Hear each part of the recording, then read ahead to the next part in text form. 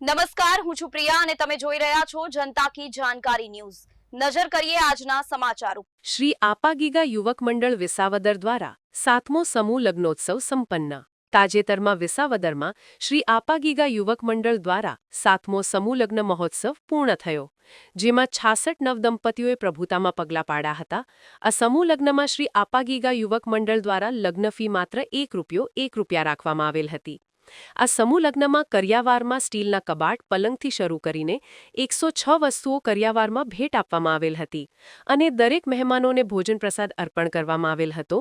શાસ્ત્રી પદે જસ્મીનભાઈ જાની દ્વારા વેદોક્ત વિધિથી સપ્તપદી સંસ્કાર કરવામાં આવેલા હતા। આપાગીગા સમૂહ લગ્ન સમિતિના પ્રમુખ ભરતભાઈ ચોટીલિયા, મંત્રી અરવિંદભાઈ રાઠોડ, ઉપપ્રમુખ જનકભાઈ ચૌહાણ, ખજાનચી ચંદુભાઈ જાદવ, કૈલાસભાઈ વાઘેલાએ તેમજ દરેક સભ્યોએ અથાક મહેનત કરેલ હતી। જ્ઞાતિના અગ્રણીઓ હાજર રહેલ અને સમૂહ લગ્ન સંપન્ન કરેલ હતો। સમગ્ર કાર્યક્રમનું સફળ સંચાલન ઉત્સવભાઈ પરમાર સુરત દ્વારા એકદમ ભાવસભર વિદાયની વેળાને યોગ્ય સ્વરૂપ આપી અને લગ્નમાં દીકરી અને પિતાનું સામાજિક દાયિત્વ અને યોગદાન વિશે ભાવસભર વિદાયનો પ્રસંગ સંપન્ન કરેલ હતો।